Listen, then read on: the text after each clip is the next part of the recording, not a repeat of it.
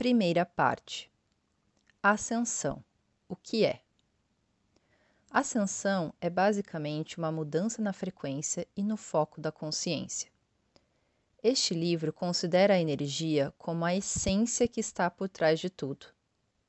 Essa energia contribui e combina-se de maneira indescritivelmente complexa para formar a pessoa, tudo o que ela conhece e o que não conhece.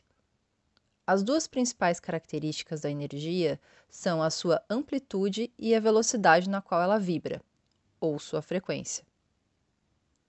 O corpo físico, as emoções, os pensamentos e o espírito dos seres humanos são todos constituídos dessa essência, mesclada de maneiras que os torna únicos em todo o universo. Como a energia que vocês são tem uma frequência, vocês podem mudá-la. É disso que se trata a ascensão. À medida que a pessoa aumenta o ritmo da frequência mais baixa da energia em seu corpo físico, ele se torna menos denso e assimila a energia de frequência invariavelmente mais elevada. Quando isso acontece, ela começa a ver e a engendrar coisas jamais imaginadas.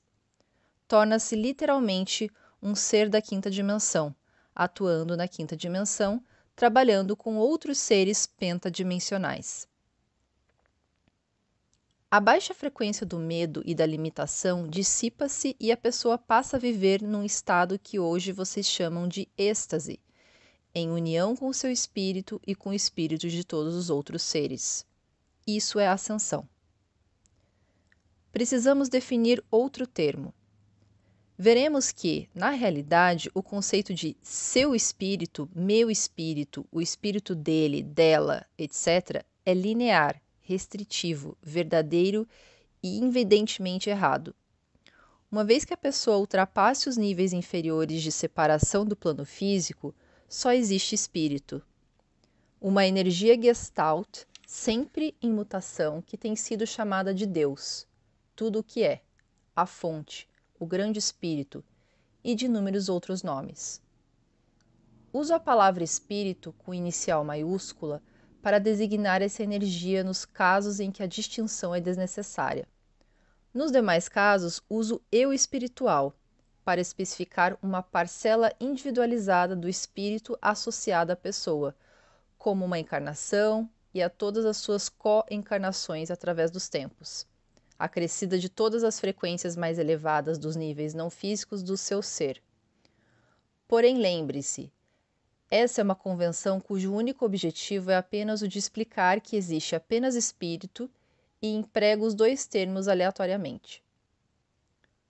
O espírito parece se individualizar a fim de desempenhar uma função específica, como a de ser de uma pessoa. Ele atua através do ponto brilhante da sua consciência, focalizada no interior do corpo físico. Essa é a pessoa que se reconhece como si mesma, a sua personalidade e o que eu chamo de ego. A pessoa e o ego são manifestações da própria pessoa, o eu espiritual, mas a particularidade do ego é que ele não sabe que provém do espírito, isto é, por enquanto. O termo ego não é empregado de modo algum para depreciar quem a pessoa é, mas para transferir a atenção dela da aparência exterior do seu ego para quem ela realmente é. Um ponto focal aparentemente interior dentro de seu eu espiritual, que por sua vez é a função do seu espírito. Ou, em outras palavras, vocês todos são o espírito em ação. Capítulo 1. O que é energia? Todos vocês têm vários corpos. Vocês estão familiarizados com um deles, o corpo físico, mas nem tanto com os corpos emocional, mental e espiritual. Todos esses corpos são compostos de energia, mas essa energia não pertence ao espectro eletromagnético comum, como da luz, das ondas de rádio ou dos raios-x. Refiro-me à energia que está por trás dessa energia comum e por trás do que vocês chamam de matéria. Ela não pode ser detectada por instrumentos científicos, porque eles são também feitos de matéria, e nenhum instrumento pode detectar frequências mais elevadas do que aquelas das quais é feito. A energia de frequência mais elevada é a da fonte. É a energia da qual origina-se a energia tridimensional, como a da luz. Mas toda energia é um contínuo, e para nossa análise podemos considerá-la na forma de um número inimaginável de unidades, cada uma delas sabedora e consciente de suas características. Essas unidades de energia combinam-se para participar de uma classe mais elevada de estrutura de consciência, tais como eu e as células do seu corpo. A energia gera o que vocês e eu somos, e sua capacidade de percepção é a base da nossa capacidade de percepção de nós mesmos. É aquilo de que somos feitos. Em troca, nosso senso de existência ordena as unidades de energia e lhes fornece uma estrutura psicológica na qual elas podem se manifestar. O universo está organizado para permitir que as gestaltes de energia, tais como eu, desempenhem suas funções. Qualquer nome que utilizemos refere-se às funções que estamos desempenhando quando nos comunicamos com vocês, e não implicam qualquer identidade com o espírito. Qualquer nome usado é simplesmente para a conveniência de suas mentes conscientes e para a comunicação com elas. Embora eu esteja cônscio de mim mesmo como pura energia do espírito, não me julgo possuidor de outra identidade a não ser a da função que desempenho. Sou a energia que gera a gestalt chamada neste momento de a função Serapis, mas essa energia está constantemente se deslocando e mudando. Depois dessa explanação, vocês podem imaginar que a energia está dividida em oitavas, sendo a fonte a mais elevada e o plano físico a mais baixa, a respeito das quais iremos falar. Eu e outros planos de seu ser existimos e desempenhamos nossas funções nessas oitavas.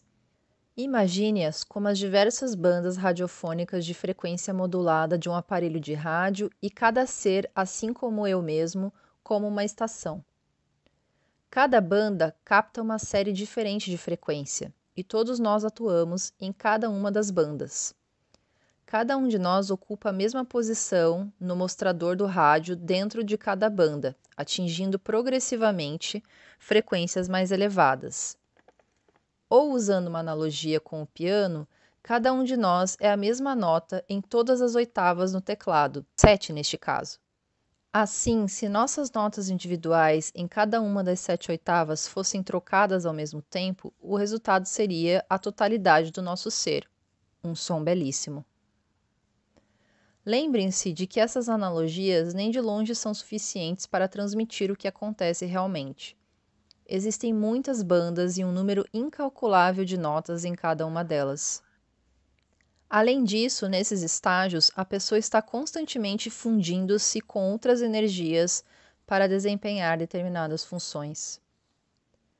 Não apenas a minha estrutura é composta de energia, mas tudo o que eu concebo é manifestado através de uma ampla associação de unidades de energia. Quando quer que eu crie alguma coisa, desde um átomo a uma galáxia, projeto inicialmente um campo receptivo análogo ao espaço e então transmito ou irradio unidades de energia para dentro dele, organizadas de acordo com o meu objetivo ou com minhas formas de pensamento. A única maneira pela qual alguma coisa pode ser criada é através da organização dessa ilimitada provisão de unidades de energia, de acordo com um propósito. Assim, a entidade que conheço como eu mesmo, além de tudo que crio ou destruo, é composta de energia. Outro sim, essa energia não é a do calor ou da luz que vocês conhecem, mas uma energia mais sutil, semelhante à de um pensamento que vocês possam ter. Isso suscita muitas indagações interessantes a respeito das dimensões de energia, tais como a natureza do espaço e do tempo. O espaço. Eu disse que projeto um campo receptivo, análogo ao espaço, no qual irradio unidades de energia de acordo com o meu objetivo.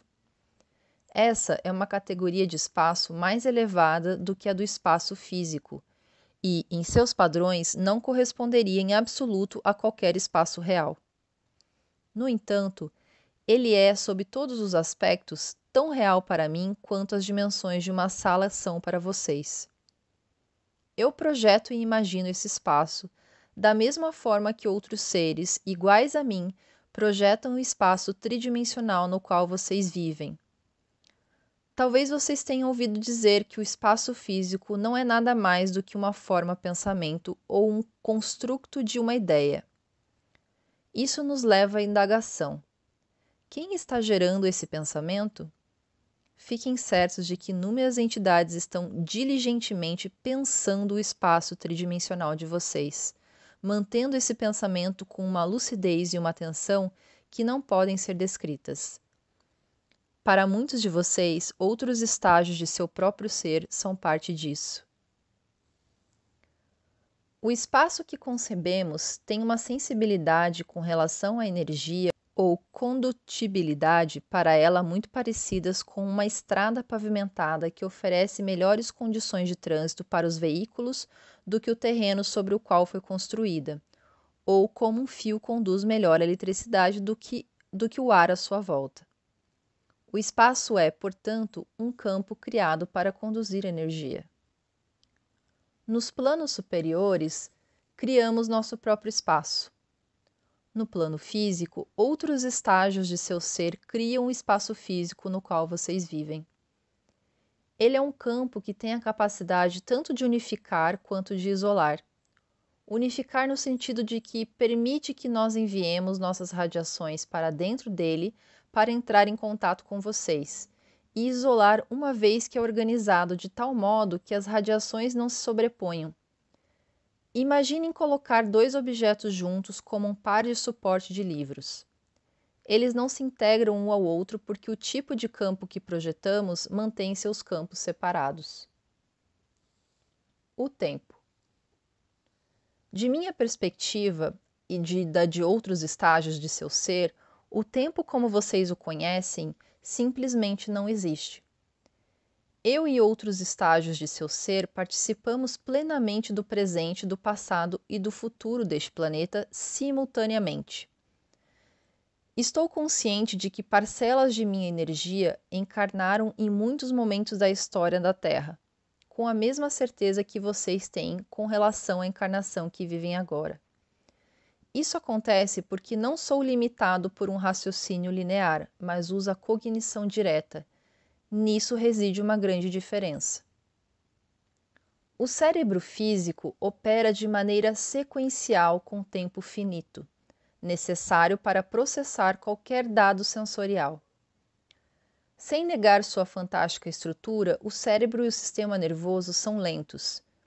Seu dedo está queimando, então você afasta-o do fogão ou larga a panela quente. Pode levar até 1 segundo entre o contato inicial e a ação. Projetos mais complexos, como o planejamento de uma nova casa ou de um sistema de computador, podem levar meses ou anos por causa do tempo necessário para processar as ideias por meio do cérebro. Alguns projetos são tão demorados que não podem ser concluídos no discurso da vida de um dos participantes, e foi assim que surgiu o conceito de história.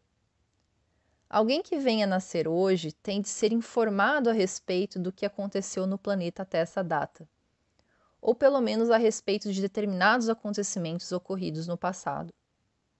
Algumas pessoas passam a vida inteira registrando o que está acontecendo e relatando os fatos às outras, tudo porque as sinapses do cérebro físico levam alguns milésimos de segundo para ser ativadas.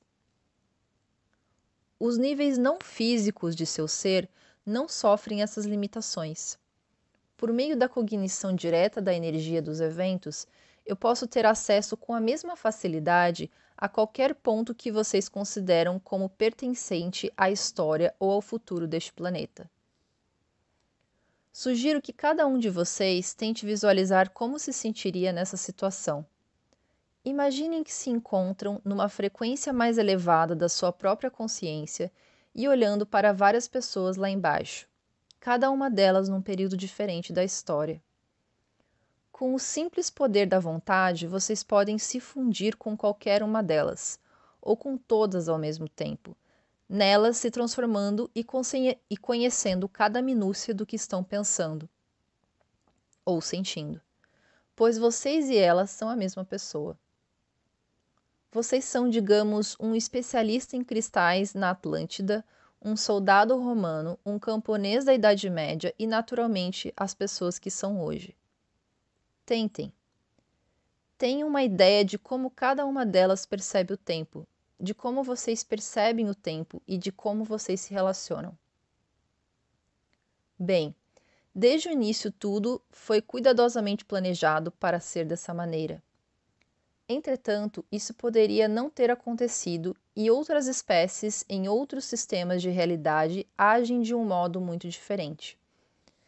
A espécie humana, em particular, tomou uma decisão coletiva num nível elevado do espírito para literalmente criar a sensação da passagem do tempo, a fim de proporcionar vários mecanismos de aprendizagem. Um deles, o karma, a lei do equilíbrio, está baseado no conceito de que, se a pessoa X afeta de alguma maneira a vida da pessoa Y, então o efeito que isso provoca deve ser recíproco. Assim, Y deve afetar a vida de X de modo igual ou semelhante, a fim de gerar um equilíbrio energético. Ora, isso está grosseiramente simplificado e existem muitas pessoas que abdicam dessa reciprocidade. No entanto, sob a perspectiva de X e Y no plano físico, X tende a agir primeiro e depois Y. Alguma estrutura seria necessária para evitar que tudo aconteça ao mesmo tempo. De outro modo, X e Y seriam incapazes de fazer uma distinção entre causa e efeito. A estrutura escolhida foi a de percepção do tempo. Para adotar essa percepção linear do tempo, vocês não tiveram de criar nada de novo, mas apenas abdicar da capacidade de perceber a simultaneidade do tempo. A estrutura do cérebro que a natureza escolheu para o corpo humano estabeleceu de uma maneira perfeita essa limitação dentro dele. É claro que, sob uma perspectiva mais elevada, as ações de X e Y ocorrem simultaneamente, a reciprocidade sendo elaborada através de seus níveis não físicos. Acrescentei detalhes a respeito da simultaneidade do tempo pelo fato de isso explicar por que a energia disponível para a criação é ilimitada.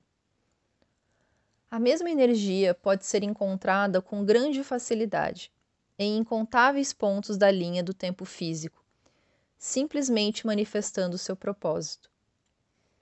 As unidades da energia podem assumir simultaneamente a forma de um instrumento para lapidar um cristal da Atlântida, de uma espada romana e de uma enxada de camponês, e tendo em vista a natureza lúdica da energia, iriam se deleitar com o paradoxo. Estou falando a respeito da percepção que vocês têm do tempo, não sobre a divisão arbitrária em unidades de horas, minutos e segundos.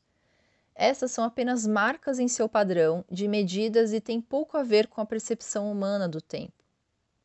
Bem, o tempo do relógio parece muito real para vocês, pois é baseado, segundo parece, no movimento do planeta em torno do Sol.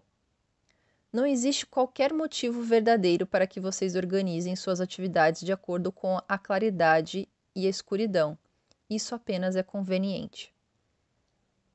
É também conveniente termos o planeta girando em torno do Sol, equilibrando as forças centrípeta e centrífuga. Quando falo de percepção do tempo, quero me referir à maneira como vocês percebem um acontecimento, depois outro e depois outro. Se pudesse viver todos os acontecimentos de uma vez, o tempo não representaria nenhuma obstrução ou limitação sensorial para vocês.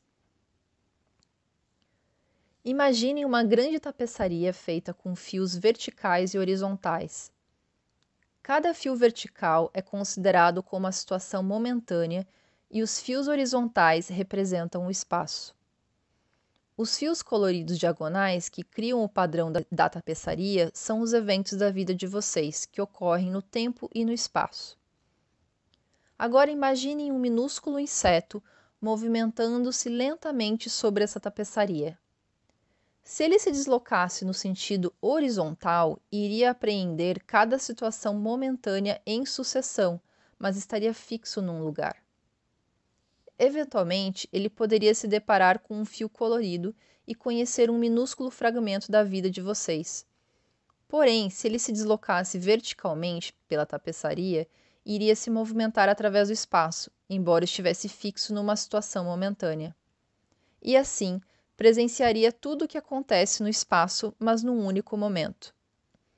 Ele veria fotografias instantâneas de tudo o que aconteceu no planeta em determinado momento, inclusive num momento da vida de vocês. Obviamente, se nosso inseto for esperto, seguirá um dos milhões de fios coloridos e passará a conhecer a vida de uma pessoa. Devido à posição privilegiada em que estão, no exterior, vocês veriam toda a tapeçaria, tempo, espaço e a textura da vida das pessoas, e poderiam, se quisessem, ir inesperadamente a qualquer ponto e viver com elas a vida. Mas vocês teriam muito o que fazer, porque perceberiam que existem milhões de tapeçarias além daquela, estendendo-se até o infinito, e que os fios coloridos prolongam-se de tapeçaria a tapeçaria, entrelaçando-se em 3 dimensões, os universos paralelos dos quais já ouvimos falar. E mais, vocês podem ver indistintamente tapeçarias espectrais tremeluzindo em torno de suas versões materiais, as tapeçarias dos planos superiores. Existem alguém os observando da mesma forma que vocês estiveram observando o inseto enquanto ele se deslocava pela tapeçaria, de cabeça baixa, seguindo diligentemente um minúsculo fio? O movimento. Os dois componentes espaço e tempo levam a um terceiro, o movimento. Deslocar-se de um ponto a outro no plano físico é algo que leva tempo. Antigamente, levava-se meses para cruzar os Estados Unidos da costa leste à costa oeste. Hoje, leva-se apenas 6 horas. O plano físico tem o limite teórico da velocidade da luz. Nessa velocidade, poder-se-ia cruzar esse país em 1/60 de segundo. Porém, o movimento é um fenômeno apenas do plano físico e não ocorre da mesma maneira nos planos superiores. Isso porque o espaço é um campo que foi criado. Nada separa realmente os pontos nesse campo e tudo sobrepõe-se mutuamente. Os cientistas não sabem explicar por que 2 elétrons em diferentes lugares parecem se comunicar instantaneamente. A razão disso é que a energia ativa que se manifesta como partículas subatômicas não está absolutamente no espaço. A energia existe no ponto 1, brilhante, isto é, na mente do tudo que é, e projeta imagens que parecem ser partículas subatômicas.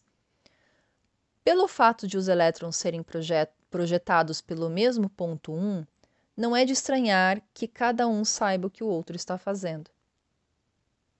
O tempo é simplesmente a duração perceptível necessária ao deslocamento entre 2 pontos, que é zero fora do plano físico, porque todos os pontos coexistem coincidentemente.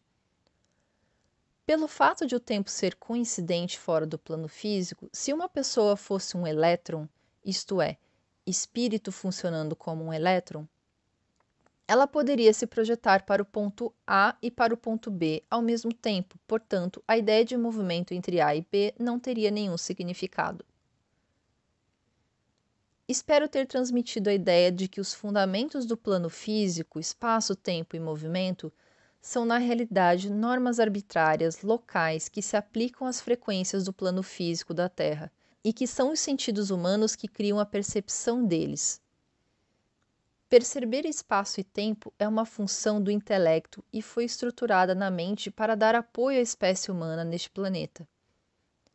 Elas são mecanismos de aprendizagem tão proveitosos quanto o acordo, nas escolas da Terra, de geralmente todos os estudantes se reunirem numa sala, numa hora específica, para ter uma aula sobre determinado assunto.